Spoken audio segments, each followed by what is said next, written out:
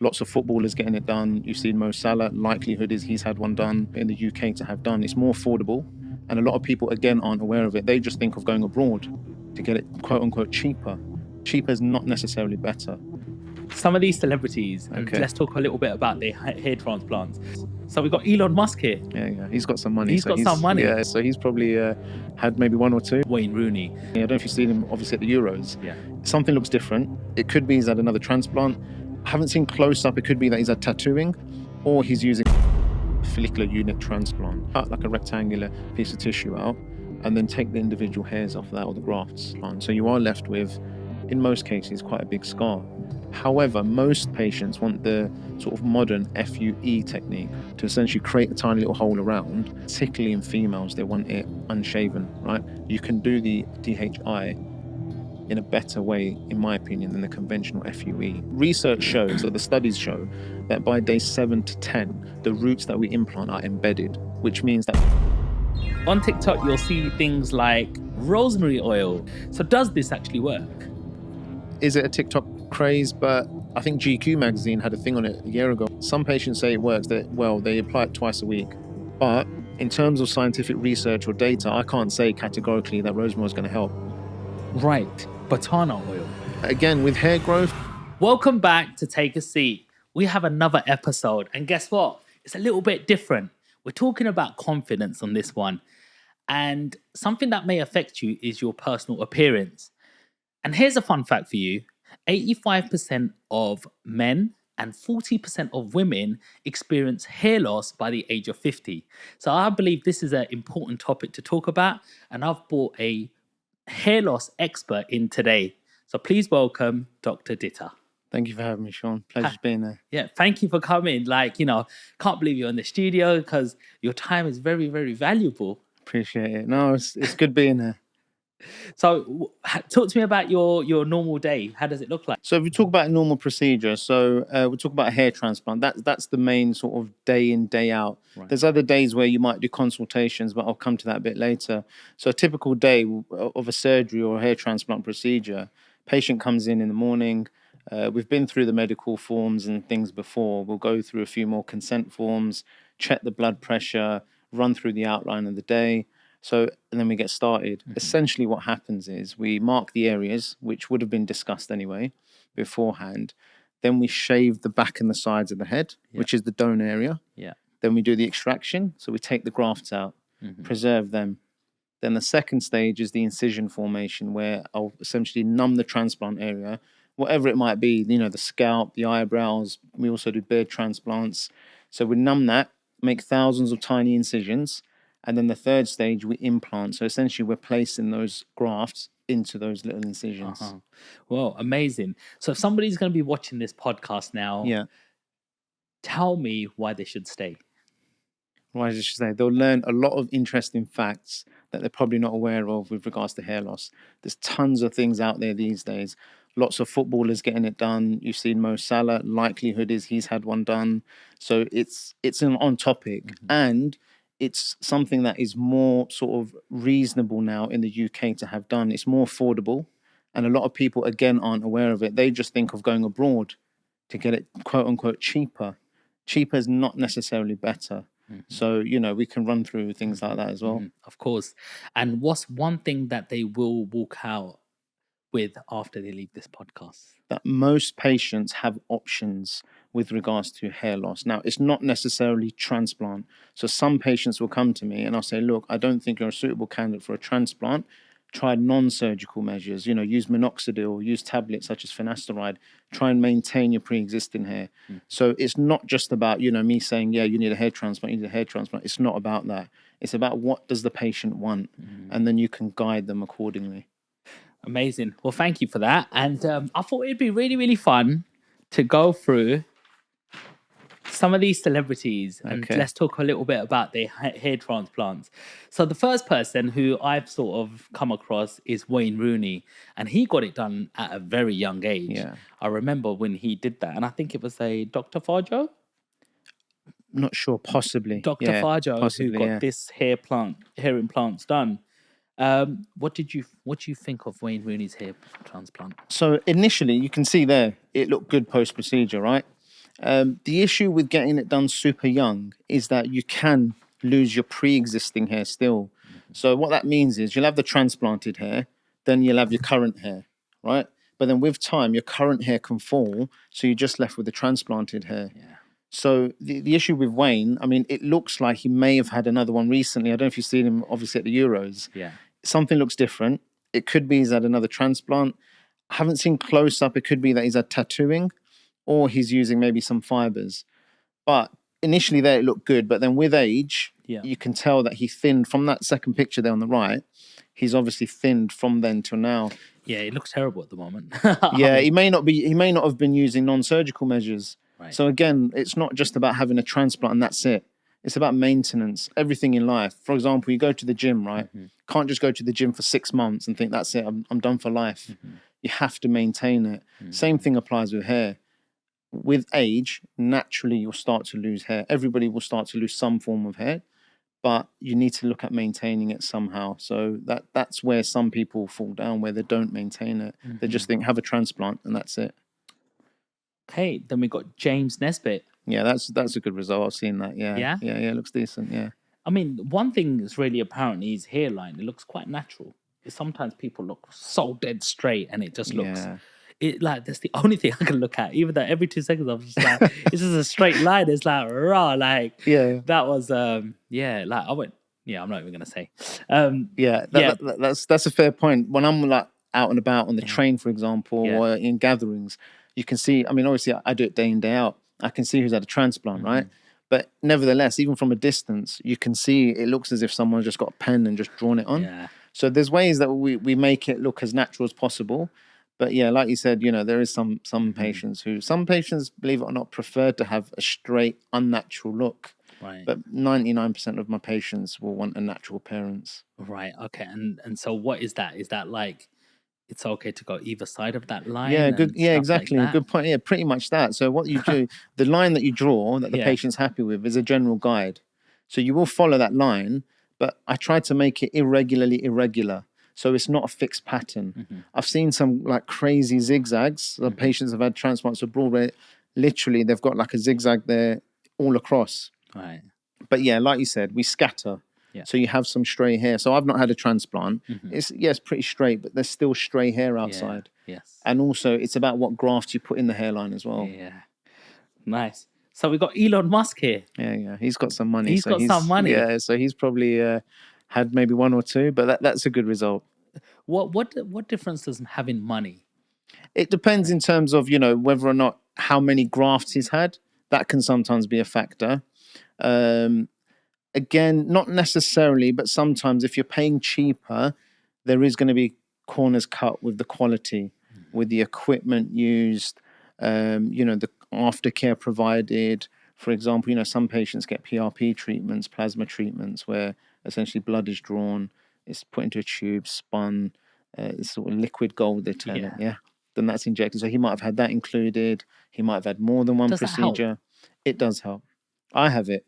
So I have PRP for maintenance. So again, it's about maintenance. So if patients come to me and say, look, I think I need a transplant, I'll say, what do you want to achieve? What's your goal? And if it's just to thicken it up slightly and they've still got some fine hair in that region, try non-surgical measures. Not necessarily just PRP, but, like we touched on before, Finasteride, Minoxidil. So yeah, PRP works. It works, like with everything. It will work better in some patients than others. But there is some good research out there about PRP. And how long do you need to be using PRP for it to see the results? Good question. So with myself, I talk about personal experience, right? With myself, I started seeing results roughly 4 to 6 months after the first couple of treatments. So initially, it's good to have 3 treatments over the space of 12 weeks. Then after that, it can vary, depends on how often patients want it. But usually 1 every 6 months is a good sort of starting point after those initial ones. And so what's that essentially doing? Taking the goodness out of your blood and then putting it into... pretty much. So the platelet-rich plasma is full of growth factors, nutrients, minerals. So it promotes healing, promotes growth. So in terms of healing, it's used in the NHS. A lot of patients don't know this. So the orthopedic teams, for example, use it for patients' knees. So if they've got knackered knees or whatever reason, they will inject it to help promote healing. Wow. Dentists use it after implants. So it contains, like I said, growth factors, speeds up healing. With regards to hair loss, it maintains your pre-existing hair, so that fine, thin hair, and it can thicken it up as well. Wow, amazing. So you got Elton John here. Yeah. Again, look, he looks much younger in the in the right picture. Yeah, That's a decent result as well. Brilliant. And you got David Beckham. I didn't really know that David Beckham had one. Yeah, you can tell. Again, you can tell from the outline of the hairline. To be fair, you can see where when it was short, where the sort of grafted hair is. Because as after a transplant, you go through certain stages where it falls out and then it starts to grow again. But yeah, he may have had more than one as well. And then you got Robbie Williams. I've not seen Robbie Williams since recently. Yeah. Looks pretty straight at the front. Yeah, it looks decent. I mean, and again, a lot of people will say, is it a good result? It's all relative. I've had some patients, right, who've had absolutely nothing on top, and then they have some hair after, and they're super happy because they're able to style it, they're able to go to the barbers. So it's all relative. And then you get other patients who feel like they're going to achieve what they had pre-existing hair loss, which is unrealistic. So again, it's not about being a salesman and saying to the patient, yeah, you're going to look 15 again. No, it's about being realistic. Obviously, it depends on the area of hair loss. The smaller the area you're covering, the more likely you're going to get better density. You're going to cover a better area. So again, it's all about patient expectation, what the patient wants, and if you can achieve that. Can you take hair from certain parts of your body, such as your chest area or something like that, and re-put it on your hair? Yeah. Will it work? Basically, yes. In short, you can, right? However, there's a few sort of drawbacks to that. Number one is that the hair will not grow the same. So most studies show that the hair, when it's implanted, say for example, we're talking about chest hair, right? Most chest hair is curly and wavy. I mean, mine is anyway, I trim it, but essentially mine is, right? So if I was to implant that into my scalp, it's going to grow curly and wavy. Now, some studies show that 70% will stay the same, but 30% may naturalize to the localized environment. So it may start mimicking the local environment. Wow. But I've seen some, for example, beard extractions, right? So I can do beard extraction. Recently, I've done a beard extraction where essentially we took hair from the beard from the bottom and placed it into another area in the beard. Right. So it's going to hopefully look exactly the same. It's going to be the same type of hair. But I've seen a few patients where they've had a beard extraction and the hair's been implanted onto the scalp. Yeah. And if not implanted correctly, you can see the clear demarcation. So you can see where, for example, he had hair taken from the back of his head. It was like the first couple of inches. Then behind that, there was this thick, bushy hair. And it just stood out. But again, there's ways that it should be implanted if that's the route you go down. Because some patients do need body hair extraction. So, I don't do it, but some will do hair from the armpits. And believe it or not, I know of some transplant surgeons that will use pubic regions. Really? Like, yeah, if and people don't believe that. But if, for example, hair is deplete everywhere else, then, you've got really no choice. And if the patient, again, it's up to the patient, right? If the patient is desperate for some more hair on top of the head, then those are options. So, yeah. And would you take hair from the back, from the chest, maybe, pubic area, and would you mix it up? Good question. Exactly. So that's what I was referring to. It's got to be implanted correctly. So firstly, you tend to look at body extraction. When I say body, I'm not talking about this conventional donor area. Other parts like your chest, beard, you tend to look at that usually and as a sort of last issue resort. So if, for example, someone's already had 1, 2, or 3 surgeries to the back of the head, you've not got much hair left. So then you look at other regions.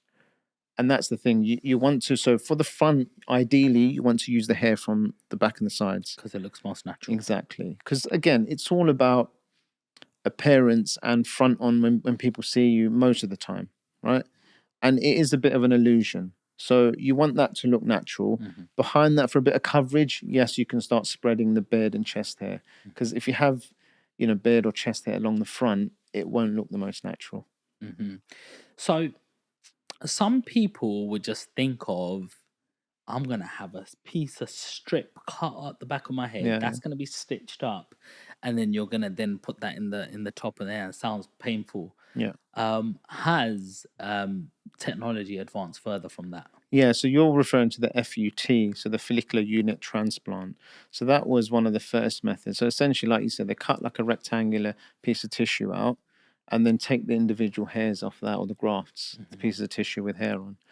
Then they'll essentially make the incisions and implant. So you are left with, in most cases, quite a big scar. Now, I'm not knocking the FUT because there is some very good surgeons that are able to do the FUT fantastically where you can't see the scar as well. Wow. However, most patients want the sort of modern FUE technique where we take individual hair or grafts. We use a special tool to essentially create a tiny little hole around, and then we pull them out using forceps. So that way you're able to spread out the distribution of the ones you take out. So you shouldn't be left with huge scarring. You can never say to patients there'll be absolutely zero scarring because that can be misleading, because essentially you are creating a tiny little hole into the back of the head, but it's minimal. So I use a tiny, tiny punch. I probably use one of the smaller ones around in the industry. Some people use bigger ones, which are at a higher risk of scarring. I've started to adopt a smaller one, so it's less noticeable in the donor area. So yeah, the FUT with the big strip cut at the back, they used to term it the smiley face scar because you used to just see like a sort of smiley face there. But again, look, I'm not knocking it. There's some people that do it very well, but most patients these days want the FUE because they don't want a big scar at the back of the head. And apart from that technique, is there any other techniques? Yeah, so there's different variations. So there's something called DHI. I don't know if you've heard of it. It's called direct hair implantation. Right. I do that as well. Again, it depends on each scenario. What is that one? So that is similar to the FUE in the first stage, where basically we take out the grafts. Yeah.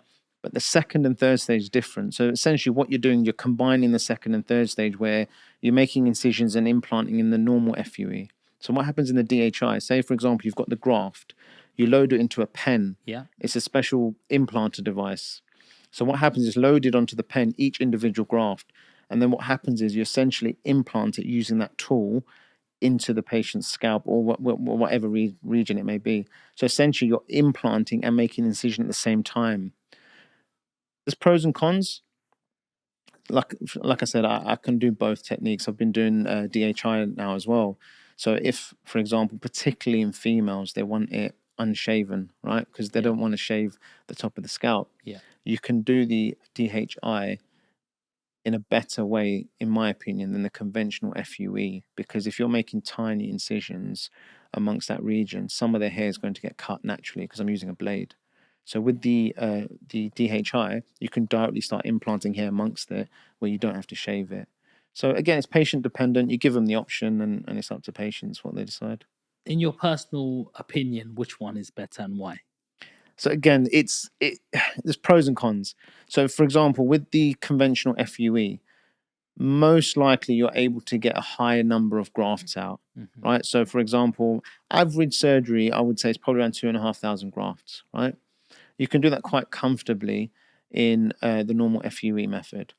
If you're looking at DHI, it can be quite time consuming and it's quite manual because, for example, I am the staff are loading, I'm implanting 2,500 times, shoulder moving this way. So again, you have to factor that in because naturally, right, we're not robots, right? So you can get fatigue. So for the smaller surgeries, the DHI could be better, and the FUE, the conventional FUE, with the larger surgeries, because then you've got 2 or 3 staff implanting. So, and again, it's about the graft outside of the body. So as soon as you extract the graft, it's on a timeline. So yes, we preserve them in a solution, keep them cold, etc. But naturally, because it's a piece of tissue connected to the body, once you take it out, it's on a timeline. So if, for example, you're doing an FUE with 3,000 grafts, by the time you get to the last ones, the survivability rate is going to reduce. So there's a few factors to sort of consider. How much time do you have? It can vary. So some studies show maybe 8 hours, but again, once we extract, we aim to implant within a few hours. So the extraction phase can take anywhere between 2 to 3 hours. The incision phase can take anywhere between, depends on the area, half an hour to an hour. So we aim to implant quite quickly. And also, how you take them out. So the ones you take out first should be implanted first. So it's done systematically. You mentioned something there that it is quite labor intensive, Yeah. for you to do it. Can AI take over your job? Good question. So I don't know if you're aware, there is a robot called the ARTAS robot.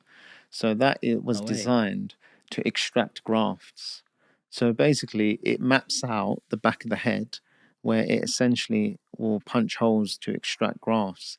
Now, again, I'm not here to discredit any sort of technology. I'm all for technology, but from experts in the field, and I've just recently been to an international sort of workshop / conference.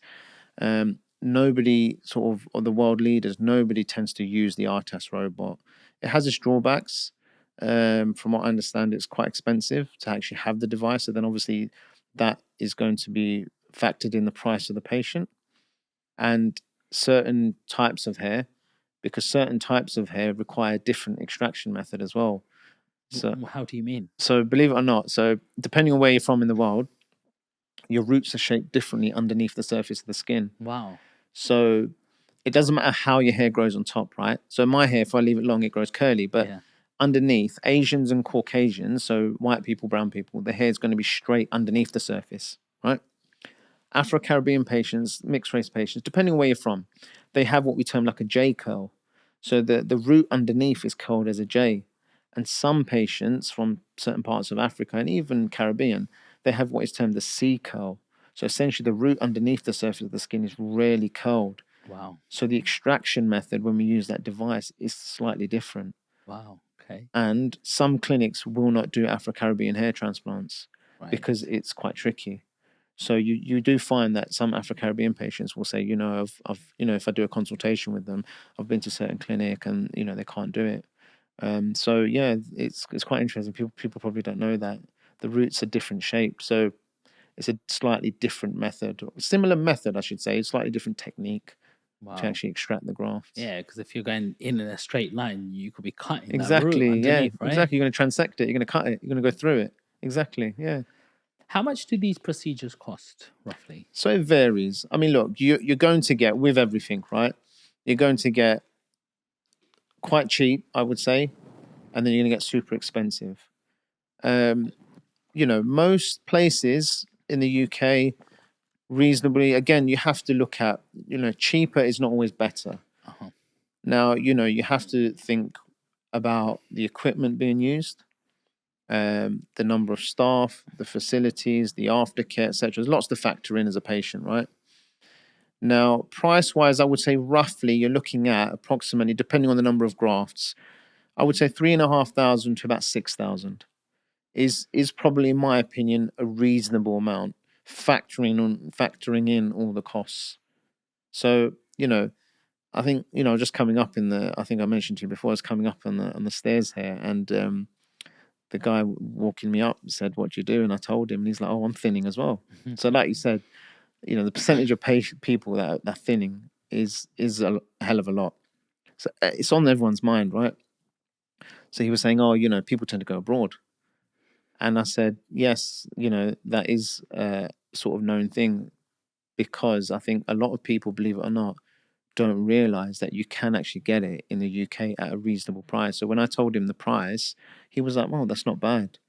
Because I think people are used to, like, if you look at Rooney back in the day, rumors were, obviously he's Rooney, money's not an issue, right? Yeah.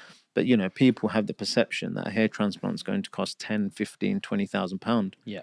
Whereas, maybe 10 years ago that was the case, but it's become a lot more affordable for patients. And it helps because it's, sort of quote unquote, sort of working middle class person can afford it. And there's finance options available as well these days as well, which helps. Mm-hmm. The thing I find funny is when you see a aeroplane and it says one guy's got a hair implant, then he turns it around and there's like 50 boys in the back going, "We all got this done," and with the bandages out there, and it's like, like, why does everybody go to Turkey? So again, I'm not here to discredit anyone, right? There is some fantastic clinics in Turkey. But again, like, for example, I had somebody send me a quote through that they'd got in Turkey, and there was 3 levels of pricing, right? Number one was with no doctor-led treatment at all. Wow. Right? So the doctor wasn't involved at That all. sounds crazy. And even that was about 2,000 euros, right? Then the step up was the DHI technique, which again, no doctor involvement, which I think was roughly 4,000 euros. Then the third one with the doctor was 6,000 euros. So again, it's not to say that, you know, specialist nurses in some countries, because I know, for example, there's a clinic that I follow and I'm in sort of conversation with in Australia. They have nurse-led procedures, right? In the UK, that's not possible because a doctor has to make the incision, right? But for example, in Turkey, there's a lot of non-medical staff, I should say, doing the whole procedure. Wow. So the drawback is you don't know who's doing the procedure.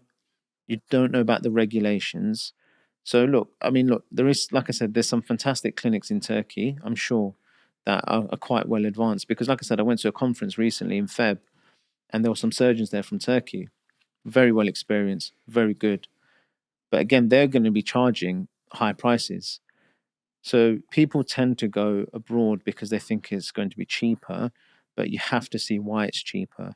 You know, there's a doctor, again, another doctor in the UK who was on a podcast somewhere, and he mentioned that there was a patient that had contracted TB of the scalp following a hair transplant. Wow. So TB, all everyone thinks is for the lungs. You can get it anywhere in the skin, etc. And that would have most likely been because of the equipment not being cleaned properly. Sterilized. Exactly. So I only use single-use equipment now. So everything's brand new, and then we throw it. Wow. Okay. So that way it's brand new. It's not kinked because, again, with the forceps that we use, they're very specific, very small at the tip. Any sort of movement, you throw it in the sink, etc., it can kink it, and then that's going to compromise the ability to be able to implant. So yeah, I've started to adopt brand new equipment. Even the punches are used. Everything's brand new. Nothing is reusable. So again, you have to look at why is it cheaper elsewhere, not even necessarily abroad, but you just have to factor that in. What's your biggest challenge when you're doing these procedures? Biggest challenge is before the actual procedure is expectation. So I think with everything in medicine, especially aesthetic medicine, even normal conventional day-to-day medicine, your expectation, you know, patient thinks they're going to take an antibiotic and it's going to miraculously just cure it. Yes, most of the time it will, but there might be a chance it may not work, right? Not saying that a hair transplant won't work, but it, you know, again, it may not work to, or may not yield the outcome the patient desires. So I will always try and tell patients that this is what I think is achievable. So for example, if someone comes in and they've got nothing on top of the head and they want a hairline hair, it's unrealistic. I'd rather just say to the patient, look, it's not possible, you know, I don't think it's something that I think you will be happy with, because you have to be open, because there's no point just saying to the patient, yeah, let's go ahead with it. And then 12 months down the line, they're going to be unhappy.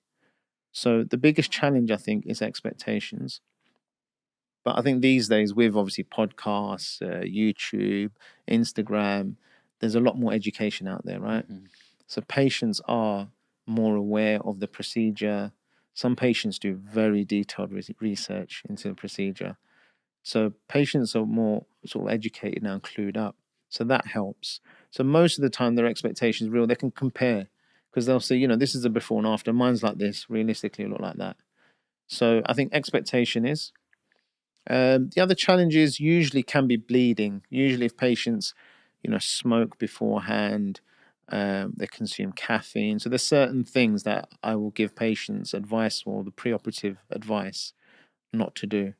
If they don't follow it, then it can sometimes just make the procedure a bit longer. You know, I've had patients before who've smoked, believe it or not, during the break. Wow. Yeah, and not even that. I've had patients go and smoke weed during the break. No way. So it's like, hi, when yeah. coming back. So you know, I'm not a school teacher where, you know, telling people. It probably made him sleep, to be fair, to relax them a bit. But again, on a serious note, yeah, you know, it's important because look, firstly, you're investing a lot of money, right? Secondly, it's going to be hopefully a lifelong result. So you want to do the best to try and make it the best. So you need to follow the pre-op advice and the post-op advice, which is usually 2 weeks. So most things after 2 weeks following the procedure go back to normal. So it's only 2 weeks of your life out of the whole span of your life. If you invest in X thousands of pounds, right, you want to make sure that you're going to get the best outcome. So, I do stress the patients. Patients are desperate to wear a hat after the procedure, for example, to cover it. And, I'll always say to them, you can't wear a hat for this reason, because it's just simple, right? If you put a hat on straight away, you're going to dislodge the grafts, they'll fall out. So, there's a few sort of hurdles that you might find with some patients. But like I said, most patients are fine because they're really well educated these days. And how long till they can't do nothing to their head? Imagine if somebody wears topical fibers. Yeah. Yeah, and they've had this done. You'd obviously say don't use no fibers, it'll clog up anything. After how long can they start playing about with that hair? So general rule of thumb is 2 weeks. Now, look, research shows that by day 7 to 10, so the studies show that by day 7 to 10, the roots that we implant are embedded, which means that pretty much they're not going anywhere. I will just give it an extra 4 days to say 14 days. So after 14 days, you can scrub your head as normal, you can start exercising as normal, you can put topic on as normal, you can wear a hat, etc. So general rule of thumb, if you're really being sort of going by literature, you'd say day 10, but it's better just to give that extra 4 days. People heal at slightly different rates, right? So I would just say 14 days. Then after that, most things are back to normal. What's the main difference when you're doing a hair transplant or a male and a woman? Good question. So again, it comes back to sort of shaving, right? Most men are happy to shave the whole of the donor area, right? Which is the back and the sides. Like you've got a kind of a skin fade, right? So that whole area that you see as a skin fade is typically the donor area. Women naturally aren't going to want that shaven, right? So what we do in women is we have to create a separate section where we will do the extraction from. So we'll shave, like usually we term it like a letterbox appearance. So a rectangular area, and we leave this long, leave that long at top and the bottom. So essentially, once they tie the hair back, you can't really tell. Okay. So essentially, you're shaving a portion there, then you're disguising it. But again, it depends. Each patient's different. Depends on what area they want to cover, right? If, for example, they had a huge area to cover, you'd need to shave more. Because the grafts that we take out, they don't grow back.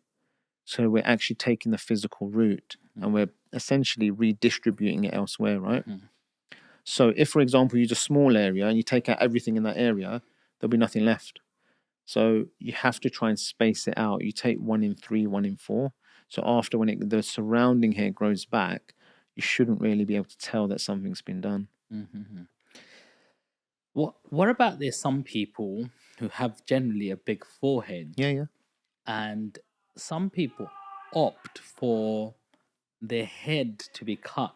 Yeah. And be brought lower, Yeah. sort of thing, if that makes sense. Yes. Or cut hair and then like bridge that gap between the like what would you say is better to get hair implanted in that area or better to cut that? So you're referring to the hairline lowering surgery or forehead reduction. So there was someone, she's I think I've done a video on it. She's I think an Instagrammer, some sort of car vlogger type lady. She had one. She got a good result. But some of the ones I've seen, it's quite a common procedure in America, not so common here. The surgeon that done this lady's one done a great result, right? But the ones that I've seen from abroad, from America, like you said, people have a slightly larger forehead. So essentially, they're just reducing that distance between essentially the eyebrows to the hairline. So it looks like you've got a smaller forehead. But you're left with a scar. And if it's not done correctly, then you're left with huge scarring. So again, I mean, obviously, I would advocate hair transplant, right? But, you're less likely to see any noticeable scarring on the front, next to nothing. Yes, in the donor area, it depends how many you're taking out. Again, it should be minimal. But in the front area, you'll see patients, you won't even know they've had a transplant. So there is people, even men. I had a video consultation today with a youngish guy, probably sort of late 20s, and he said that I've always had a higher hairline. I don't think I've necessarily lost much hair. So you can transplant into an area where you've never had hair. So again, some patients don't realize that. So if you've always sort of quote unquote had a big hairline, big forehead, you can actually reduce it by placing grafts into it. Wow, it's amazing with technology. We've got this lady, Chrissy Teigen. Yes. She's an actress. Yeah, and she had her eyebrows implanted. Yeah. How does that work? Because like if I'm taking it out from my head, you know, they're going to be long eyebrows, no, like curtains. Exactly. And what you're saying is sensible, right? So how the transplant works is again 3 stages, right? So what we do is we take out grafts. I'll come to in a second which type of grafts we take out. So we take out hair, for example. I would just call it hair. Take out hair, make incisions. Now with the eyebrows, so if you look at my eyebrows, right, and look at yours in the mirror, right, you'll see the angles completely different, right, to, for example, how hair grows on there. So in the central bit, it goes upwards. Yeah. Then as you come lateral or come out, it starts to get flatter. Yeah. So the way the incisions are made is key. Wow. So I'll make incisions to tailor that direction, and then we implant. Now, a couple of things. Again, if you look at eyebrows, they're made up of single hairs, right? So what that means is, so grafts, which are piece of tissue with hair, can be 1 hair, 2 hairs, 3 hairs, 4. Very rarely you'll get 5, and I've seen some crazy ones. Patients are really thick hair, but on average, you get singles, doubles, and triples. You don't want to put doubles or triples into the eyebrow because it will look very unnatural. So what we do when we extract for eyebrow transplants is use the single hairs, right? So then that way it's trying to mimic the natural parents. Now, in terms of what you mentioned, the maintenance, yes, you have to counsel patients and say to them that, look, you're going to require a lot of maintenance because it will grow quicker than your normal eyebrow region. Most patients are happy because they'd rather have more hair than no hair, right? But again, it comes back to certain studies which will say that the hair will adopt to the sort of localized environment. So the growth rate may slow down with time. But that's not always the case with everyone. But yeah, if you leave it unmaintained, it may grow and grow and grow. So, but women mostly, I've done it in men as well. I've done eyebrow transplants in men. Really? Yeah. Usually you'll find sort of men, they lose the lateral aspect. So, you know, the outer bit. Yeah. So they'll have eyebrows up to there and then this bit's gone. Okay. So they just want that sort of tapering off. Right. So yeah, it does require a bit more maintenance. And what's the difference in terms of, so the person that comes to mind is Conor Ben, the young boxer. Yeah. He got his the beard transplant. like beard transplant. For a start, first of all, I'm like, why? I hate shaving all the time. If that happened to me, I'd never have a beard. I'll be smoother skin, you know. But yeah, all right. Everyone has their preference. Yeah. How does a beard transplant work out? Because that sounds really scary to me. Like someone's putting holes in my face. Normally you hate people who have acne and they've got craters in their face. Like, how does that work out? Yeah, exactly. Again, similar concept. So most transplants are 3 stages. You're taking the grafts out as normal.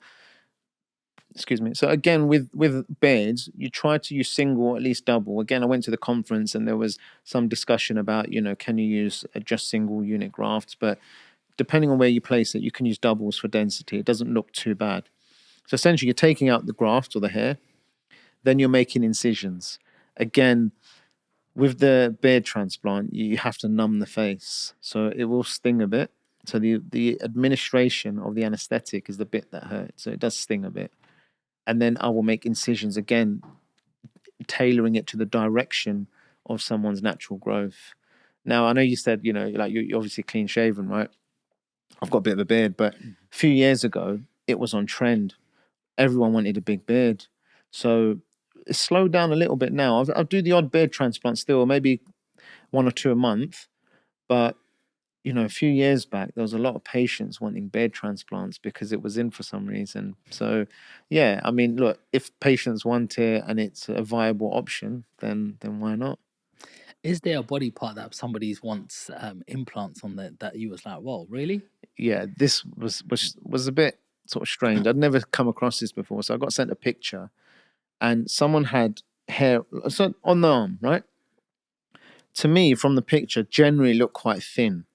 But what they wanted is they wanted hair from one area of the arm placed elsewhere to kind of blend it in. Right. But if you look at it, like, you know, my one, it's quite thin on this side. Yeah, there, it's thicker there. But it looked like this everywhere. And it was just a bit strange in that it all looked similar to me. So I wasn't sure, you know, where would you implant from where to increase density to make it sort of blend in. So that was a strange one. A fascinating one, which I mentioned before, was the beard. So You know how a crown goes round, right? There was a patient who had a beard where he had thick beard generally, but he had this area hair which was rounded, right? It was quite round. So he didn't like the pattern because the pattern, when it grew long, created an illusion of it being quite thin. So then what we done is I extracted those grafts in that circular pattern. So I took some of those grafts out that were growing that way. Then I made incisions following sort of the normal direction, and then we re-implanted them. The same hair. Yeah. So to mimic it. So it's fascinating what you can do these days. I know. I've seen people with 2 crowns or 3 crowns. Yeah, double crown. Head. Yeah, you get double it's crowns. Just a bit like, raw. Yeah. That seems weird. And there was this one time I was at college and I had a beard, and all of a sudden, I don't know if I was stressed or something, but a round place came, and it's just weird. It was like, I kept playing with it. I was like, it's so smooth here. I've got beard here. There's no hair in it. It was just no hair in it. And then for some reason, after a year or 2, it just started growing back again. Yeah. What is that? That's a form. So alopecia is the medical term for hair loss. So androgenetic alopecia is what we've been referring to in terms of sort of hair loss due to hormone-related male pattern baldness, female pattern baldness. The type you're referring to is most likely alopecia areata, where you get these round discs of hair loss. That's most likely in your case due to stress. Right. That's an autoimmune condition. So without getting too technical, essentially your body's just attacking its own follicles, usually due to stress. Most of the time, it resolves within 6 to 12 months. There is some sort of treatments you can get. You can go to dermatologists, or, we do the treatments as well. For example, you can use steroid injections to help promote the growth. So most of the time, it will recover. But yeah, like you said, it's most likely due to stress in the majority of cases. Dr. Ditta, why the hell do we go bald? I mean, it's the most horrible thing to look in the mirror and you got this shoe-shaped sort of pattern. Like, wouldn't it be better if your hair just fell out from the side and up from the top? Like, why do you lose that hair? Like, good question. So there's a number of reasons why patients suffer with hair loss, right? Unfortunately, a lot of it is due to genetics, right? We just inherited hair loss from family, right? But coupled with certain external factors, so stress that can exacerbate or speed up hair loss. There's certain things that you might do that could, for example, smoking, certain things you do to your hair, like if you're applying harsh chemicals, or for example, again, the chap that was coming up with me, he was braiding his hair, and I said, look, you've got to be careful braiding it, because if you're tying it back too tight over a long period of time, you can pull and pull and pull, and you can get traction alopecia, a different form of hair loss. Even ladies, I've had Sikh patients who used to wear turban, used to tie the hair back tight. They tend to lose hair around here because of the tension. Then, for example, ladies that wear headscarves, again, the same thing. They start to lose hair there. So there's different reasons why we lose hair. And you touched on why is it that we keep this and lose that. It's to do essentially with the receptors. So the hair on the back and the sides tend to be resistant to DHT. DHT is the hormone dihydrotestosterone, which is essentially responsible for hair loss in male pattern baldness. So the receptors, these ones are pretty much resistant. But the beauty is, I guess, is that we can use these. Yeah. And when we implant these, they tend to stick. So the transplanted hair should stay. So it's your pre-existing hair, like we touched on before, your sort of current native hair, your old hair, is the hair that's at risk of falling as you age. The transplanted hair should stay. Mm-hmm. If you transplanted from an area that's going white, and you transplant it, is it still going to be going white if it's supposed to? Yeah, most likely. The color would tend to stay the same from the one you've taken out. However, I've done transplants on patients, for example, where they've got light brown hair in the back of the donor hair. And when we transplant it into the transplanted area, it turns slightly darker. Wow. Now, I'm not sure what the science behind that is. It could be, obviously, due to the melanin, which is essentially the pigment of the hair. It could be due to stress or the trauma. So when it's transplanted into a new area, it could undergo some form of stress, which then could slightly revert back to maybe what it was before. Wow. So I have seen patients who say the transplanted hair looks a bit darker. But with time, again, it should naturalize the localized environment, so it should kind of blend in. Do you know why your hair does go white? It's to do with the pigment. So you end up, it's to do with the melanin. So with time, some patients are more prone to it than others. It's to do with the pigmentation of the hair. You can just lose it. It's with like us men from the Asian culture. It's like 33, 34 to like 40, it rapidly starts going white. Yeah, believe it or not, I've actually got quite a lot of white hair. You probably can't see it because it's a bit short. Yeah. But yeah, I've got quite a lot of white hair. So Is that to do with stress? It can be stress as well. Stress can cause lots of things. Again, stress can cause tons of things, especially related to hair, hair loss, discoloration, the alopecia areata that you mentioned. So yeah, it could possibly be an element of stress as well. Some people naturally have thin hair. Yeah. So where you've got 1, 2, 3 coming out of one graft, some people generally have just 1 or 2. Yeah. And they're naturally thin. And so when thin hair gets thinner, it's noticeable straight away. And I've seen people say that I've gone to see a hair transplant expert and they said you're not a good candidate. Yeah. Something that happened about 20 years ago was Dolly the sheep. Yeah. We can bloody clone a bloody sheep. Yeah. Why the hell can't we clone a hair? Good question. Why can't you look at your hair and go, that's your best hair. Let's extract just that one. Yeah. No more scarring. And let's just clone this and re-put as many as you want to create that natural looking. Why can't that happen? That would be a game changer, right? Because then you could take out 20,000, right? You could recreate 20,000 hairs or grafts. Now, again, without going too much into the science of it, there is studies or labs looking at it in Japan and I think China, looking at cloning hair. Again, you'd be surprised that in the past 10, 15 years, hair transplants haven't advanced massively. There's been small, subtle changes, but it hasn't advanced massively. So we're still using the conventional, taking the graft out, making incisions, depending on what technique, and re-implanting the same graft. There's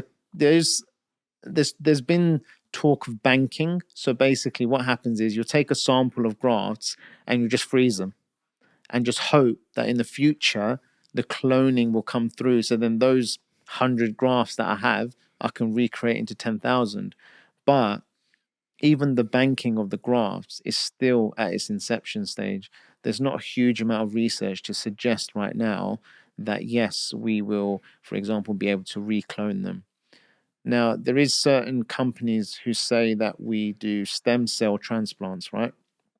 Again, stem cell, the term could be slightly not misleading, but patients may have a different perception. So what those companies, well, one company that I'm aware of, they term it stem cell hair transplant. So, remember I talked about the small device that we use to extract the grafts. So they say that they use a tiny one, right? So even smaller, like a 0.6 millimeter punch tool. So what happens is if, for example, you've got a graft with three hairs, right? So what you're doing is you're taking, let's say, for example, you're extracting just one of those hairs out. Or even if, for example, you take one that has 2. Because you're using a very small punch, what they say is you're still leaving some of what is termed the papillary tissue where the hair comes from in that socket. So the idea is that even though you've taken these hairs out, with time, because you're not taking the whole chunk, you're leaving the papillary tissue there, your hair can grow back. So essentially the theory is that your donor area will never deplete. But again, the evidence is, it's quite early. So it's not quite there where we can say, yeah, we've got unlimited grafts, because that's the issue ultimately, right? So where, for example, we talk about Elon Musk, right? So if we talk about money is limitless, then you would think that you can have the thickest hair that anyone's ever got, but your donor area will always deplete. So you lose donor hair with the transplants that you have. So the stem cells, the cloning, the banking is not quite there. So there's some labs doing research with it. But again, to be honest, from my sort of research that I've done, it's not changed massively in the past sort of 5-10 years. Why is that? Because this is a multi-billion pound industry, and there's a lot of people, especially conspiracy theorists, they're saying it's there. They know how to do this. But you know what? all these multivitamins, all of these finasteroids, these tablets, these ointments, this Belgravia Centre you can go into central London, these hair implant surgeon. These people will all lose a job if they solve the problem. Yeah, I mean that's a fair point. When that's a rabbit hole if you start talking about pharmacology, pharma, to do with lots of certain medications. People say is all a fad, right? They create, for example, you need to take this medication, otherwise this is going to happen. And like you said, it's a multi-trillion-dollar industry, right? Whereas like I said, there is research being done. I'm not a conspiracy theorist, but there is some actual scientific research being done in terms of cloning. Like you said, Dolly the sheep, but Dolly the sheep didn't survive that long. So there's always going to be faults, right? Even then patients turn around or people turn around and say, why can't I just take hair from my brother? Can I use hair from my brother? He's got thick hair. Yeah. Let me take 1,000 grafts from him. Again, it's like, for example, in theory, you can probably do that, right? But will you then need to be on anti-rejection medication? Like, for example, if you had a kidney transplant, because your body, even though it's your brother's, is most likely going to recognize that as a foreign body. So your body will its immune system will start working, start attacking it, and then it will just won't work, right? So because, hair transplants are deemed a minor procedure, it's not at a level where it's regulated, where, yes, you can start taking hair from someone else. There's two people lay there, we're taking hair from your head and putting it into someone else's, and then they're going to be on anti-rejection medication their whole life. Mm-hmm. So, there's lots of things that people talk about, theories, but like I said, it hasn't advanced hugely. Techniques have changed slightly, don't get me wrong. Like I said, when I went to the conference, you can see slightly new techniques and things, which I'm working on a few techniques. But yeah, things haven't advanced hugely in terms of the basic principles. Mm-hmm. What qualifications do you need to be a hair transplant doctor? Fine. So first of all, you need to be a doctor. So in the UK, you need to be a GMC registered doctor, and you need to have adequate training. So adequate training is, again, it varies. So some doctors, may go abroad and do training, but 2-week course abroad is not going to teach you every single type of procedure. So again, I'm not here to discredit certain surgeons, etc. That's not my role, but you need to just make sure that you feel comfortable and you have the knowledge, the basic understanding of what you're doing and how to do it. For example, people who do Botox, right, who administer Botox, you can go on a day's course and then the next day, literally, you can start administering Botox. Now, don't get me wrong, there's lots of people that are very good at it. I work with lots of people that administer Botox who are very good. I trust them to do it to me if I was going to get it. But again, you have to be mindful. You have to be careful. The industry itself is the regulations, because it's fairly newish, in terms of cosmetic procedure. The regulations are not fixed. Without getting too technical, there's not one governing body to say that, this guy's a hair transplant surgeon. He needs to have this, this, this, this, this. Because it can vary. As long as they're a doctor, as long as they've had adequate training, that's fine. There's no sort of diploma or qualification, so to speak, where, they've gone to uni. Obviously, you've done medicine, been to uni, etc. But after that, How hard is it? doing hair transplants, it can vary. I've had a couple of doctors come and they've been interested in doing it. So I said, okay, come shadow me. And it's not for them. So they're like, this isn't for me. I don't like doing it. I quite like doing hands-on procedures. So even when I was training as a doctor, I used to work in A&E lots.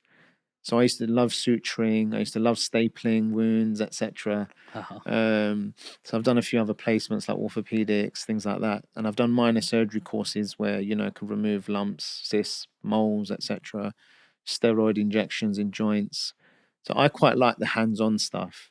Not every doctor does. Do you still do that? Remove little lumps and stuff like that? I don't do that anymore. I'm trained in aesthetics as well. So I've done Botox, filler, etc. training, minor surgery training, but I don't do that anymore. But I quite like doing it. It can be tricky, especially, again, when you're doing intricate procedures like tiny incisions. you have to know what you're doing. You have to know where to place each individual incision. You have to know the angle, the direction, the depth, because otherwise it will just grow naturally, or it may not grow at all. So there's certain, obviously, intricacies to it. Like, for example, the depth of the incision you make, it should really be tailored to the graft. So the incision that I'd make, for example, for you or for someone else, there would be 2 different lengths of incisions, and the blade will be slightly different because it needs to be tailored to you. So yeah, it's quite intricate. How ethical is it what you're doing? So again, that's a great point because, you know, like I said before, for me, it's about meeting patient expectation. So in terms of ethics, you need to make sure that the patient is aware of what the procedure would entail, what the outcome is going to be. It is, you know, it's a known minor procedure. There is some regulation around it, but it's not fixed. What I touched on before, there's not a fixed sort of regulation where it says this is the specific guidelines. But nevertheless, as doctors, we have a code of conduct, right? So I'm not a salesman. I would never push anything onto a patient. You know, if they came to me, I'll say, yeah, you know, you need a hair transplant, you need 10 PRPs, you need this, you need that. It's all about what does the patient want. You know, we're taught very early on that communication, in this country especially, communication with patients is key. And getting an idea and understanding of what the patient wants will lead you to the right treatment. So in terms of ethics, you have to, again, you have to be mindful of what you're doing because it is affecting patients' mental well-being, right? So it's a massive procedure. It's a life-changing procedure. So again, as long as the patient's aware of what the procedure entails, what they're likely to expect, what the outcome is, you know, and you're not pushing anything on them, then there's nothing wrong with doing it. What's the most common mistakes people make after having a hair transplant that you've seen? I would say smoking is probably the biggest one. So smoking can increase the risk of bleeding after the procedure, and also smoking in itself can starve the graft of oxygen. So you're reducing the risk or chance of survival. What about vaping? Again, vaping, if it's got nicotine in, so I will say to patients, if you can, adopt a 0% one for at least 2 weeks. Even long term, right? I mean, forget the other health benefits with your lungs, your teeth, etc. If we're just talking about hair, smoking can contribute to hair loss generally. So not even just related to a hair transplant. Say, for example, you're just a smoker. You're at a higher risk of losing hair compared to someone who's not a smoker. So patients, you know, who are smokers, I usually say to them, I say it like this to them. I say, stop smoking for 2 weeks after the procedure if you can. If you can't, at least for 7 to 10 days. If you can't, at least for 72 hours. Because again, you want the maximum because that's going to benefit them most. But I think smoking is the one. If they're sort of chain smokers, it's a hard one. How do you know as a doctor when to sort of go with the cosmetic route or the medical route? You know, I've heard like the NHS system's broken. You know, I've heard some real top head of GPs say to me, doctors should be sort of incentivized on how many people they're helping. Because when you're just tarnished with the same brush, there's no motivation at all there. You're just like a big long queue and you have to just get on with it. What is the reality of it? What's led you into cosmetic? First of all, is there any harsh reality out of that? Yeah, I mean, look, I still do some NHS work because we have to, as doctors, you have to have regular appraisals, which essentially means that you're still fit to practice within your scope of practice, so to speak. So I still do some NHS work. Plus, again, with the knowledge aspect, I quite like doing it, quite like helping patients, etc. Now, you know, I've got lots of friends that are doctors who are still working purely in the NHS. And believe it or not, I know out of my, you know, group of friends, probably I would say 50% have either moved abroad or looking at moving abroad. Really? Because they're struggling. There's GPs, I don't know if you've seen the articles, there's a GP, I think, in the Midlands in Birmingham who applied for an Uber license because he was struggling for work. Now, I'm not going to go and discredit allied healthcare professionals. So, you get lots of other people, for example, working in GP practices that are not doctors. Some of them are very good. They have their role, no doubt. But I think what people are, or doctors are not happy with, is that they're being phased out in some degree and they're being kind of replaced. So I don't know if you're aware, there's some big legal suit going on where the BMA, which is the British Medical Association, which is like a body for doctors, like a union, so to speak, is taking the GMC to court, which is the General Medical Council, which every doctor has to be registered with in the UK, over other allied healthcare professionals. So the state of affairs with the NHS is not great. And even since COVID, patients are waiting in A&E for 14, 15 hours in corridors, and it's horrendous. And the NHS, for me, I would say that is one of the best things that we've got in this country, is free healthcare. Because, for example, like my brother lives abroad, right? So he lives in Dubai. He had some freakish random medical condition once, right? He called me up and he said to me, look, I've got this, that. And I said, look, I think you've got something called Guillain-Barré syndrome, which is quite random. But I saw that when I was working in Essex in the hospital. So I remembered that, yeah, look, I think you got this. Go to the hospital, tell them this, you'll get the treatment. Essentially, you get intravenous medication. But because he lives in Dubai, it's super expensive. Even though he's got private healthcare, he had to go through 2 neurologists to get that treatment. And time is a limiting factor there. Whereas here, you go to a random district general hospital in the NHS, you'll get that instantly. So the NHS was amazing. But again, it looks like it's crumbling. A lot of doctors are leaving. I know personally, like I said, lots of people that are leaving. And a lot more people, like you said, coming back to the cosmetics, a lot of people are looking at other avenues. Firstly, to branch out, right? Because if you've got the ability and the skills to do something else and utilize it, why not, right? So I got into it because I've always like I said, I've always liked the hands-on approach. I've done a bit of cosmetics, bit of Botox, bit of fillers, and then I looked at doing hair transplants probably about 10, 11 years ago. And then the timing wasn't right, etc. And then, fast forward, I think 5 years after that, then I started, I got into it. But in terms of the route, again, there's no formalized training. Cosmetics, there's lots of courses out there for Botox, fillers, minor surgery. It's about just finding one that you think is right for you. I've had lots of doctors that I actually worked with as a junior doctor who've seen my social media and stuff now, and they've reached out to me saying, look, we want to train. Can you train us, etc. So a lot more people are looking at other avenues because, like you said, doctors, again, look, yes, we do it because, we want to help patients. But bottom line is you do need to feed your family, right? You want to be incentivized. If doctors in Australia, Middle East, Canada are getting remunerated way more than your sort of doctors here, naturally people are going to think, why am I staying here, working in these conditions when I can just go abroad? So, it's looking a bit bleak at the moment, to be honest with you. What will it take to fix the NHS, do you think? Oh, that's a big question. Not for me to answer. I'm not into politics. But again, it needs to be from the ground up. So doctors need to be given, in my opinion, for whatever it's worth, doctors need to be given responsibility and roles. There's a lot of managers around. Even in the hospitals, when I started working as a junior doctor, a lot of it was run by hospital ward managers and managers. Some of them not even necessarily from a medical background. It was all about numbers, like beds. Oh, this patient needs to get discharged. Then as the junior doctor, the stress was on us to do the discharge summary. How quickly can you do the discharge summary? How quickly can the patient go home? Because they want to replace the bed. It's all about numbers. Whereas if you go back, let's say 20 years, consultants used to run it.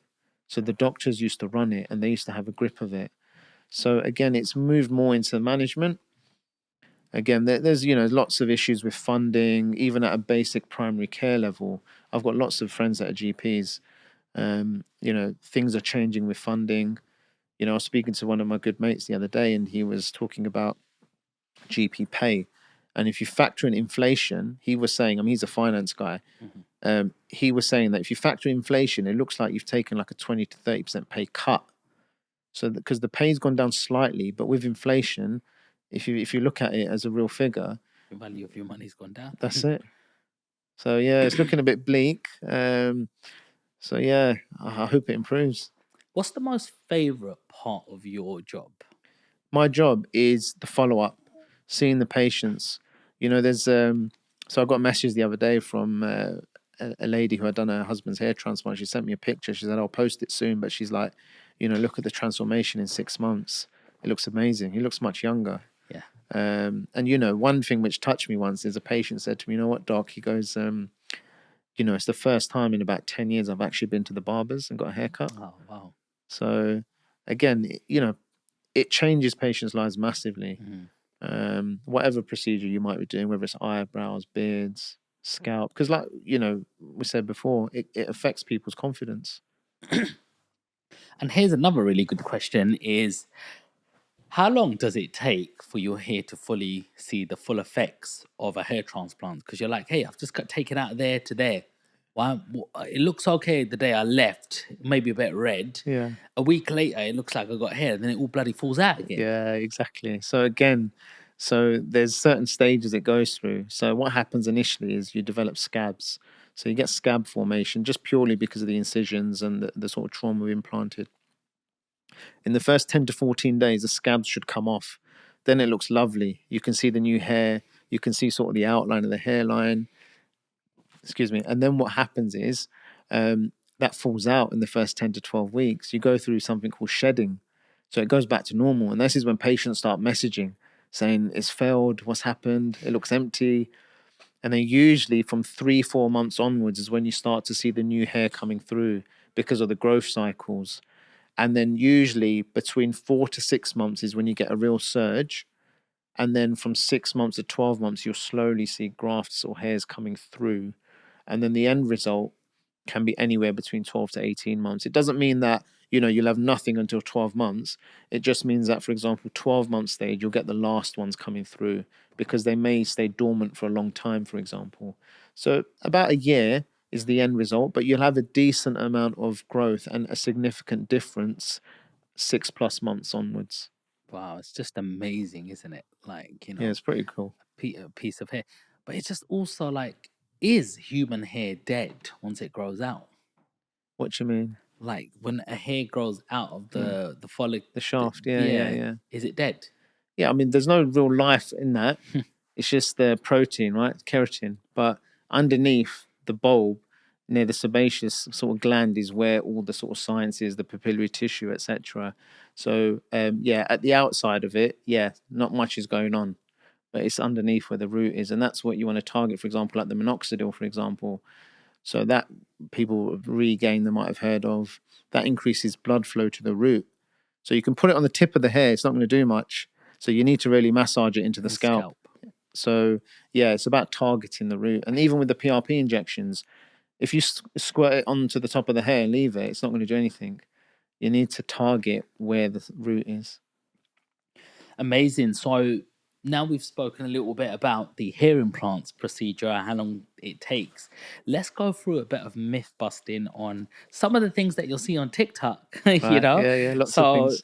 On TikTok, you'll see things like rosemary oil, and it's this magic potion that you start putting on. And some people say my hair looks shinier, sleeker. Some people say thicker, and like everyone's selling it. And then they're like, hey, you got to know this one thing, that you've got to dilute it a little bit, otherwise it's too strong.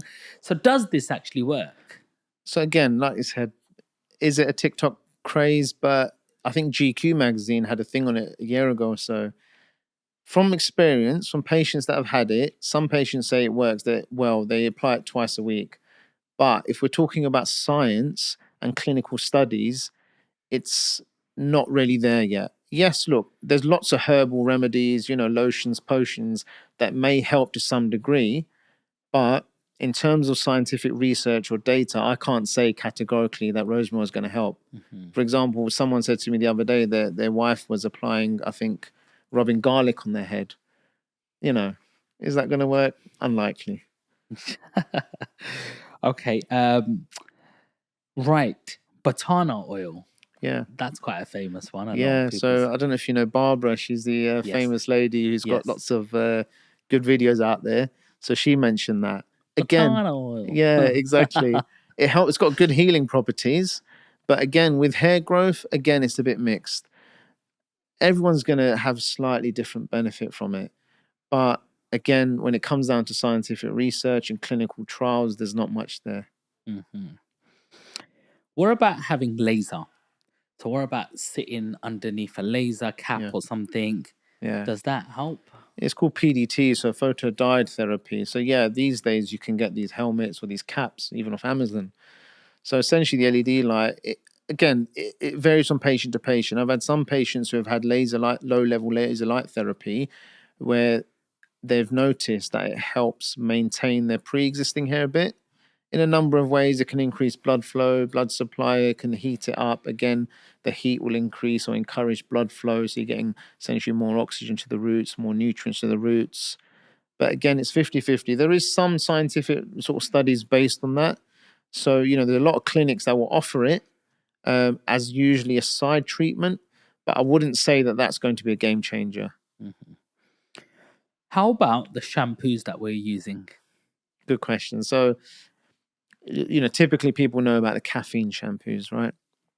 They will stimulate a bit of hair growth. But again, it's not going to be the be all and end all. So what I say to patients is whatever you can do to help with hair growth, do. So some patients may use the shampoos, they may use Minoxidil, they may use Finasteride, they may use PRP, they may use all of them, which is good. The more the merrier. With the shampoos, yes, there's certain ones that may help, like I said, stimulate a bit of growth. They're not going to start sprouting new hair that's gone. But again, with shampoos and things, you have to be careful to use the paraben-free ones and sulfate-free ones. If you look at the list of ingredients in shampoos, there's going to be about 50 ingredients there. Again, it's like, for example, Eddie Abu, right? When he looks at foods. Yes. If you look at the ingredients, there's tons of things that shouldn't be there that are there. Preservatives. Obviously, with shampoos, it's going to be like sort of the artificial smells, preservatives, etc. So unnecessary chemicals that can potentially cause damage. So you need to just be careful because, again, hair is precious. So you want to look after it and do the right thing. Sure. Is there a shampoo that you would sort of say, well, it's quite a neutral one, it doesn't have parabens in it, or that sulfate, Yeah, not a specific brand, but there's lots out there. So if you type in generally hair loss shampoos, usually you'll find the ones with a bit of caffeine in. And the ones, again, they should say on the bottle paraben-free, sulfate-free. And again, advice is to maybe wash your hair every other day with a shampoo because sometimes excessive washing is not good. You lose the natural oils of the scalp. So again, there's certain things. So again, it's about patient education. What about you've seen these little rollers with these little spikes on it? Yeah. And people keep Derma rolling. derma rolling. Yeah. Do they work? Again, it's mixed. Some people combine that with PRP or minoxidil. So what they do is they might squirt the PRP on and then essentially derma roll it, which has tiny little pricks on, and you're creating a bit of trauma, and then the PRP or the minoxidil will go into the skin slightly. So the idea behind derma rolling is it creates a bit of trauma, and then trauma creates healing, and then the healing phase may stimulate and promote a bit of growth. But again, if you're using it with minoxidil or PRP, then yes, there will be some benefit. PRP, in my opinion, is better injected. Minoxidil is fine to use, but PRP is better injected. And how often should you be derma rolling if you do? So again, some people do it every day, every other day. Again, there's no sort of fixed clinical research on it. If you're applying minoxidil, some patients do it every day. Have you heard of snake oil?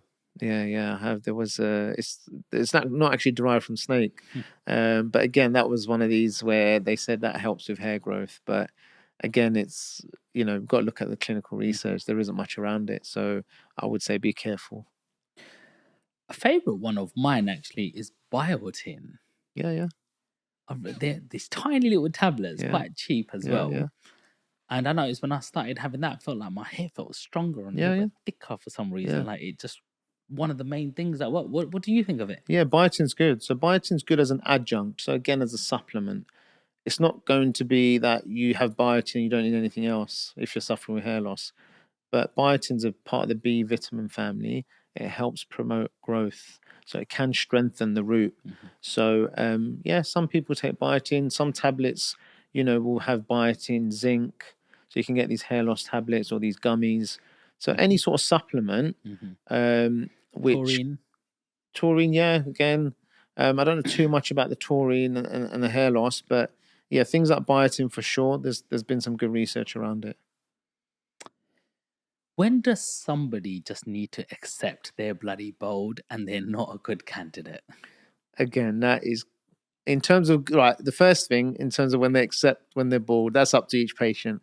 I've had some patients, bless them, they've just got a bit of hair on the sides which they're combing over and sticking down. And again, bless them. Everyone, again, they're trying to hold on to their hair for as long as possible. So hair, like I said, hair is precious, right? In terms of the second part, where are they a good candidate? Technically speaking, I mean, look, in most patients, you could probably take hair out from somewhere, right? But again, it comes back to ethics. Is the patient going to get a desired outcome? If, for example, their donor area, so where we take from, is very thin, very weak, are you going to be able to extract a reasonable amount of grafts in order to implant them? Even if you do, say, for example, you take out 2,500 grafts, is that going to be sufficient to cover the whole head? Probably not. If it's a small area, then yes. So again, each treatment needs to be tailored to each individual patient. Everyone's head is completely different shape, size, texture of hair, density of hair. So it all needs to be tailored. And yes, there is some patients I'll turn away and say, look, I don't think your donor area is strong enough. For example, the patient that I mentioned before where he had some beard hair, he only had probably a third of his head done. But when you look at his donor area, it looks like he had about 6,000 grafts taken out. But I didn't know where they went. It didn't look like he had 6,000 on his head. And because his donor area was so depleted, you'd be lucky to get 1,000 out of that. And then, you can't really start looking at taking 2,000 from the beard. It's too much. So some patients, unfortunately, are probably not good candidates. But most patients, all in all, can have a procedure. And again, if you're meeting their expectation and they're aware of what they can likely achieve, then, it's doable. So the two ingredients that I'm going to talk about now is the most scientifically researched, and the first one is finasteride. Yeah. Talk to me about that. So finasteride is a tablet. It's used for actually prostate problems as well. So it's used in the NHS for other reasons. However, what other reasons? So prostate, so it shrinks the prostate, so the prostate gland. So if patients have, men, as we get older, our prostate enlarges, and we have problems like, well, not everyone, but if the prostate enlarges, you have problems passing urine, and it's because of the prostate gland enlarging. Finasteride is a treatment, usually at a 5 milligram dose, to reduce the size of the prostate to help with the symptoms. But research has been done where they found that finasteride actually helps with hair loss. So finasteride in 1 milligram is given, or patients take it for hair loss because it reduces the conversion of testosterone into DHT. So you get less DHT, you get less dihydrotestosterone, which is the hormone responsible for hair loss. So finasteride is one of the best non-surgical treatments. However, there's some potential drawbacks. A lot of young men naturally get concerned about the side effects associated with finasteride, which can be mood disturbances, sexual dysfunction, so it can affect you down below, affect sex drive, things like that. But it's rare to get side effects. Naturally, every sort of young man in their 20s, 30s is going to say, no, I don't want any of that. But it's quite rare to get those sort of side effects. And, if patients are hesitant and they say, look, I don't want to go down that route, I say to them, look, there's been some studies which actually show that if you take 3 milligrams a week, so some patients will take finasteride, instead of taking it Monday through to Sunday, they'll take it, for example, Monday, Wednesday, Friday. So 3 milligrams a week. The research shows that the studies show that there's still benefit from the hair loss perspective and there's less risk of side effects. So finasteride is very good. There's also sort of a brother of finasteride you can say called dutasteride. It's similar. So some people say dutasteride works slightly better in terms of the receptors. Wow, I've So never heard of that yeah, one yeah, you before. can get it privately. Not many people do it. But yeah, so there's finasteride, dutasteride, and also you may not know, or you may know, forgive me, minoxidil you can get as a tablet form. Wow. Yeah, so again, when I went to the conference abroad, they rarely rave about minoxidil, especially in women, because women don't take finasteride, right? So minoxidil can work well in women. Again, people are worried about side effects. You can get sort of blood pressure problems, headaches, etc. But again, there's sort of a graph which says that initially you may get side effects and then it tails off. So again, minoxidil tablets are becoming more and more popular, even in the UK now. It's off license, which means that you can't just go to a pharmacy and get it, but you can get it quite sort of readily available now. Wow. So finasteride tablets, dutasteride, minoxidil tablets. What is minoxidil? So minoxidil is a chemical that essentially it increases blood flow to the roots. So when it's applied to the scalp, it increases blood supply to the scalp. So it helps promote growth. So again, these treatments, even going back to the finasteride, if, for example, you've never had hair, if you take a tablet, it's not going to start sprouting new hair. And even if, for example, I say left it too late, but if you've left it where, for example, you've totally receded in your temples, taking a tablet's not going to bring that hair back. The only real solution is having hair transplant in that, but it's going to help with the hair you do have. So the minoxidil, the finasteride will help keep your pre-existing hair.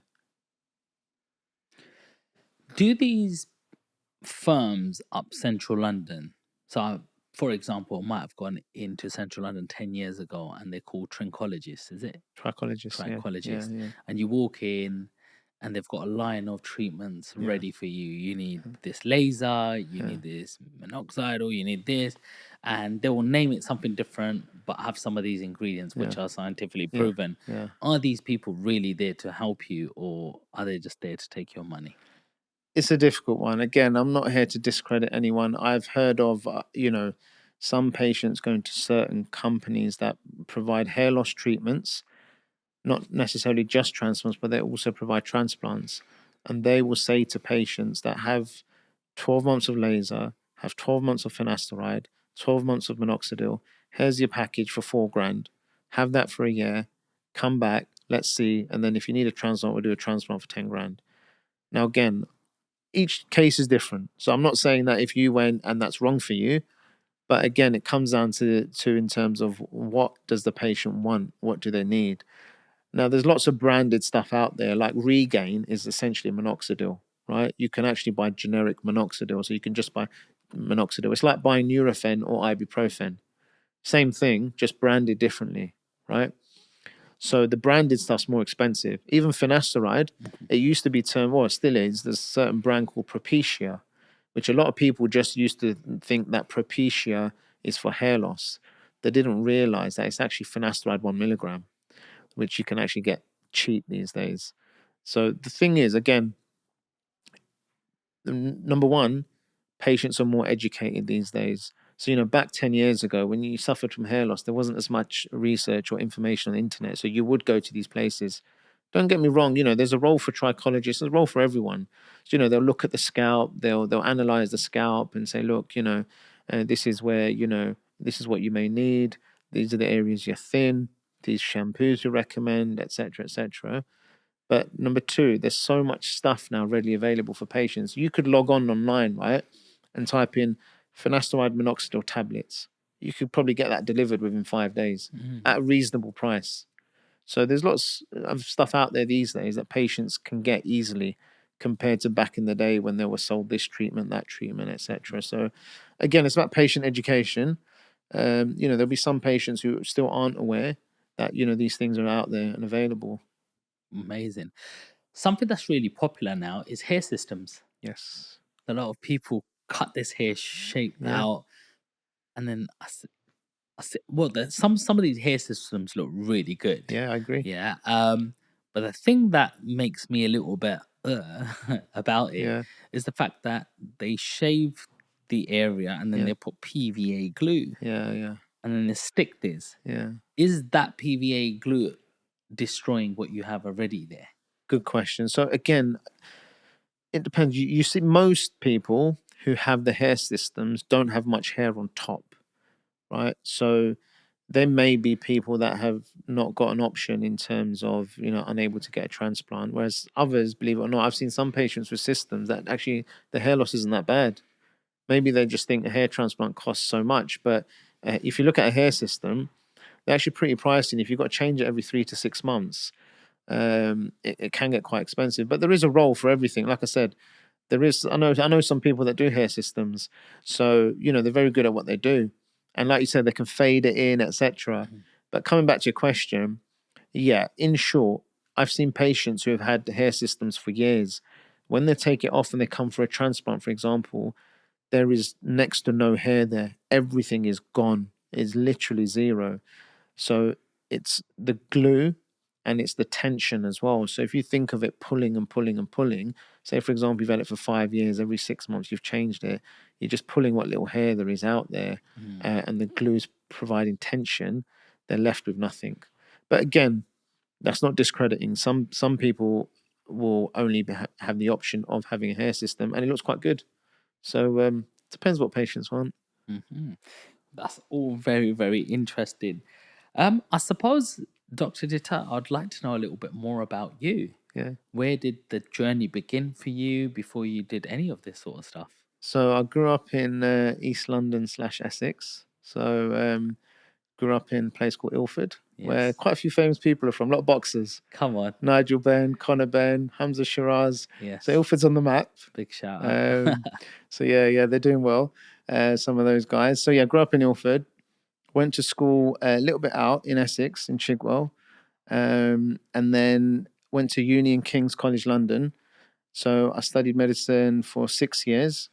So what courses did you do in school, sort of thing? So I've done the science subjects as A-level, so biology, chemistry, and maths. And then I've done economics as an AS level. Actually, I dropped it as when I went to A2. I just done biology, chemistry, maths. Why them subjects? To be honest with you, at that time, I was thinking to myself, typical Asian, I guess, was, what am I going to be doing? Am I going to go into law or am I going to go into medicine? Finance back then wasn't, I mean, I'm not that old, I think, but finance wasn't that big back then in terms of, a lot of people recently going to finance, going to the city. I wasn't that aware of it. My eldest brother ended up going into finance and whatnot. He actually applied for medicine, didn't accept the offer. He had an offer at UCL. He didn't accept, he went to finance. And then it sort of fell on me that, my group of mates were doing medicine. And it was kind of like, it sounds weird to say, but it was kind of just like a natural progression because there was a group of us all sort of applied for medicine.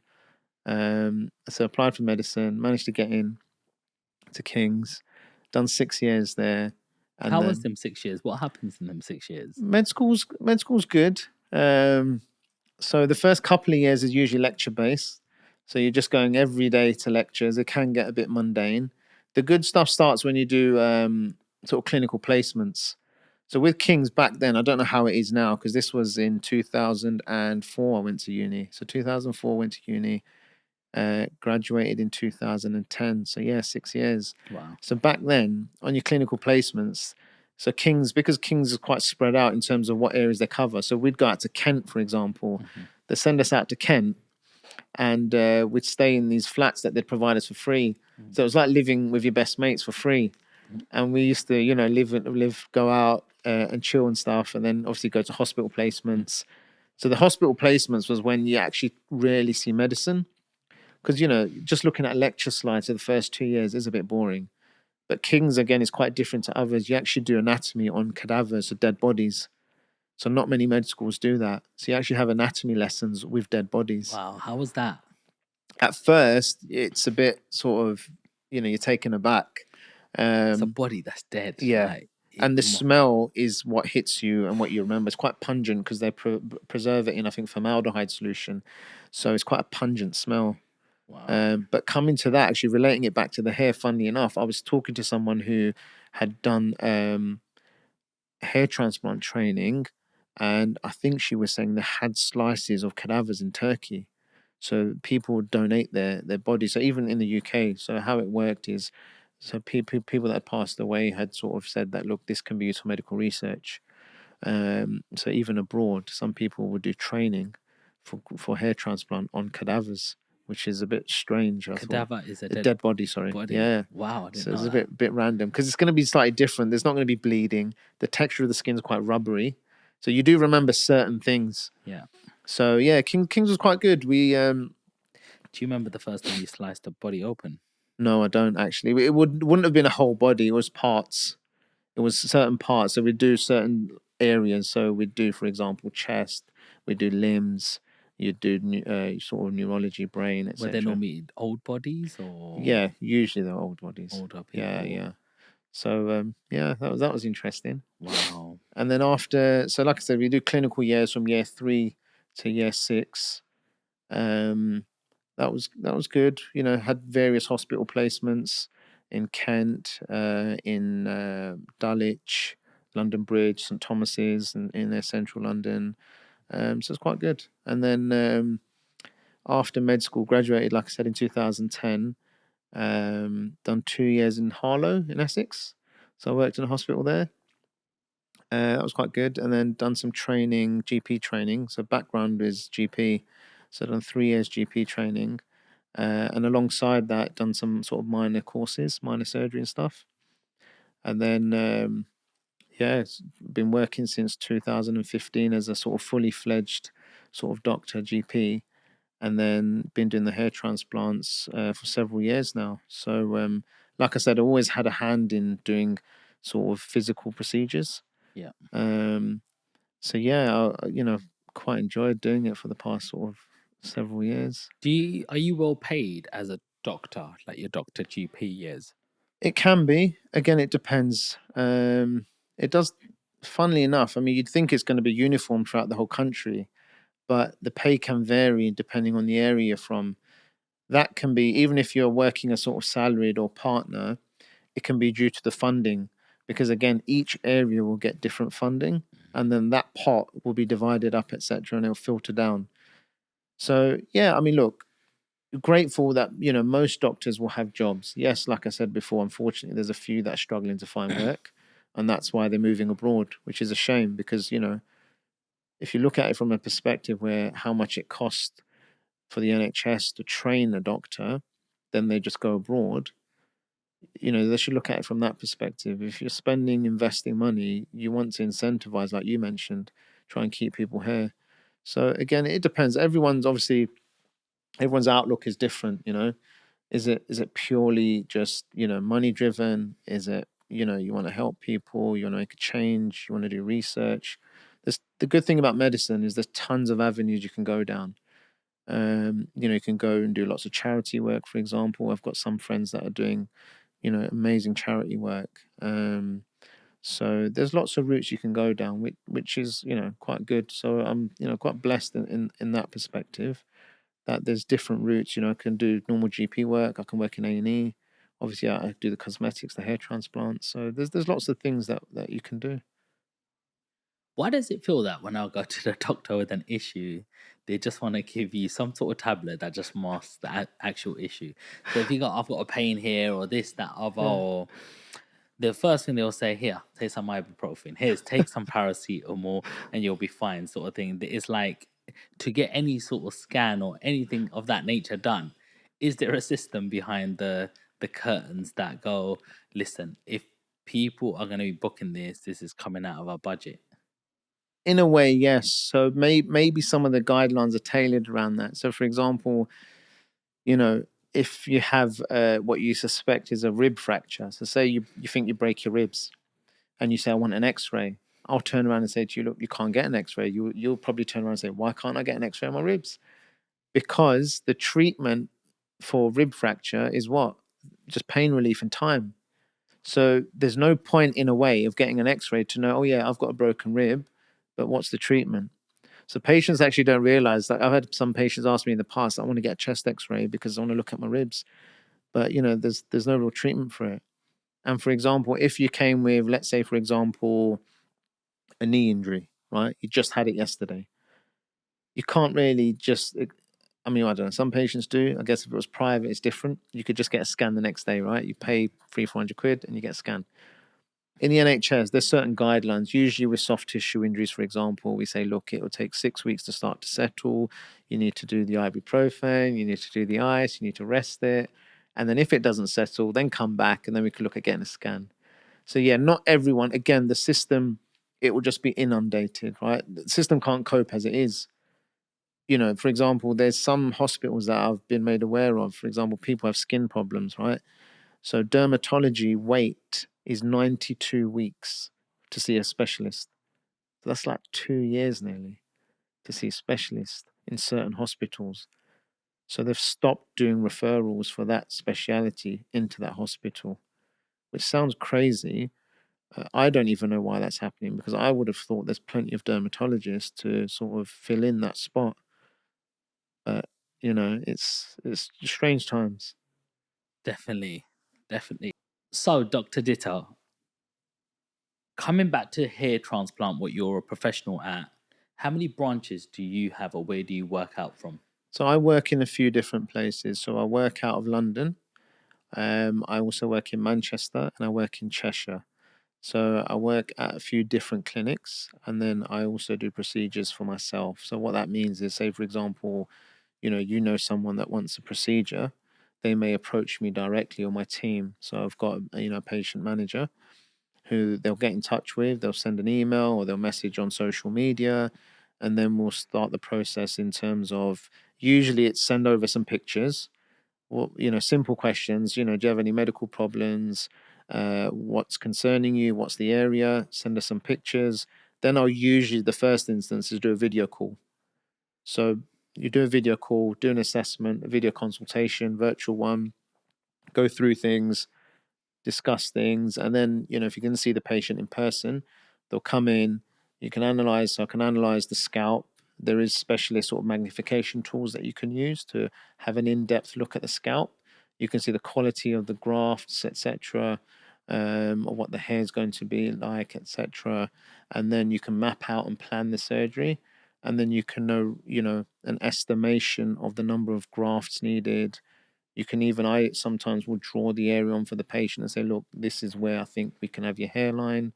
And then once they're happy with things, then you tend to get them booked in sort of advance for the procedure, and then they come in and get the procedure. How do you know what hairline to go for a person? Good question. I would always ask the patient, how do you want it? Right? That's the first question I say. So where did you envisage your hairline being, for example? That's the typical line that I use. Some patients, believe it or not, will get the pen and just start drawing it on, which is fine. Wow. If it's too unnatural, if it's not in keeping with what I think, or for example, so this muscle, the frown muscle, right, the frontalis, you tend to stay above it, right? Because, I've seen some transplants into the muscle, right? And when you talk, when you move, your hairline moves. It looks super unnatural. Wow. So again, what a patient may perceive to be a normal hairline may not be. Right. So obviously, most patients will say, "Look, you guide me." So I will be guided by the patient, and then I will guide them. So everyone's completely different. Plus, it depends on the level of hair loss. If you've had a little bit of hair loss, you've got more room to work with, so you can create a bigger area. If you've got massive hair loss, you will have to have most likely a slightly higher hairline, because you want to reduce the surface area. Because again, the bigger the area you're covering, the more grafts you need, the less dense it's going to look. That's been amazing. I want to ask one last question, being that you're a doctor and this is a massive thing in what's going on in the world right now, and it just feels like cancer is on the rise. It feels like people who don't even smoke and drink starting to get cancer, and the cells are getting confused. It could be that technology has just got better at detecting it, rather than people going, "Oh, he died young," you know. Or it could be the fact that there could be a relation with things that people are doing that are causing cancers to be on the rise. Is there anything that you've seen or you could suggest that these could be some factors that you should be looking at? Yeah, I mean, like you said, there's definitely more investigations. So there's more protocols. So, for example, there's more screening. So they call it screening. So, for example, at a certain age, women will have smear tests. Certain age women will have breast screening. Certain age men will have their the stool samples tested. So there's definitely more screening. So there's more awareness. Back 50 years ago, they wouldn't have done a stool sample test called a FIT test to check if you've potentially got bowel cancer. So it would have been maybe towards the end stages. So yes, number one is there's more detection, right? However, stats show, I think, that is maybe 1 in 2 patients may get some form of cancer, which is very high. So 50%. So again, there's different schools of thought. Some people say it's with what we eat. Hell of a lot of preservatives. There's lots of people out there that will say, whether or not people think they're conspiracy theorists, they'll say, these chemicals in these foods are causing this, etc., etc. More radiation. You've heard the thing about microwaves, etc. Obviously, there's smoking, which is massive. Now, vapes, no one knows how bad vapes are. You see 10-year-olds smoking vapes regularly. So again, it's at the inception where vapes only have just become popular recently. Who knows in 10 years what the outcome is going to be? Is it going to be, there's going to be millions of people with throat cancer? Who knows? But I think there's a multitude of factors that is contributing to possibly more cancer. But again, it goes back to keeping things simple. I mean, look, you look after your body, you look after yourself, within moderation. I mean, I'm bad for example, eating junk food, but I try to, if I can, exercise every day. Again, it's the simple things, when patients come and see you, don't smoke, don't drink, or in moderation, right? So it's about just having a holistic approach and a sensible and reasonable approach. If you're going to smoke 20 cigarettes a day, yes, you're going to increase your risk of lung cancer massively. But, then some people would turn around and say, yeah, but this person had lung cancer, they never smoked, so I'll just smoke. I mean, you're just increasing your risk. So, yeah, there could be a number of theories, a number of reasons why. But I know a friend of mine who was smoking, and I was like, "Are you afraid of cancer?" And she goes, "Well, my grandma smoked, and she's like 80 something. She's never got it. And my mum's a chain smoker, and it doesn't affect her. Yeah. I don't think we have that in our genes." Yeah. Again, you get people saying all sorts, and they may be right in a way that they may never get lung cancer and they smoke. I've had patients before, 80, 90 years old, chain smokers. They don't get cancer. But yes, are you increasing your risk of cancer by smoking compared to someone who doesn't smoke? Yeah, of course. So again, it's about looking after yourself and just being sensible. I think that's generally the take-home message. Is there any final message that you'd like to give the audience at home today? I mean, it's been great. I think it's been quite informative. I'm hoping that people have learned something, even if they take a nugget away. There's tons of research out there.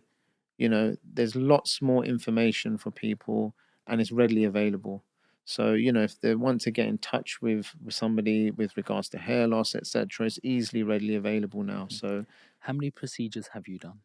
To date, I've probably done in excess of 1,500 to 2,000, I would say. So I've done a lot of procedures, all types of procedures: eyebrows, beards, Afro-Caribbean patients, female patients. So every type of transplant. So do you have a favorite? I like doing beard transplants for some reason. Yeah. I don't know if it's just the way the incisions are made, but I like doing beard transplants. I've got a couple coming up actually. I've got an eyebrow on Saturday, and I've got a couple of beards coming up soon. That's weird. You just even talking like that. It's like I'm changing a few lives this weekend. It's like, wow, really? Looking forward to it. Yes. Any celebrities or? I've done a few sort of boxers. I don't know if I can say. One of them's a lovely guy from Manchester. Okay. Top guy. He's got a good result. But yeah, there's a few more sort of potentially pending. Amazing. If you look straight into your camera and just let the audience know how they can follow you. Yeah, so my Instagram is doc_ditta, so it's DOC_ditta, and my website is drditta.com, so DRDITTA.com. You've been amazing, Dr. Ditta, and I hope that's been really informative and scientific for you on this podcast. Let us know how this was for you. Drop us a comment, drop us a question for Dr. Ditta, and I'll make sure he'll get it and he'll answer it. And don't forget to smash the like button. If you haven't already, smash the subscribe button and share this with a bold friend who needs it. So until the next one, peace.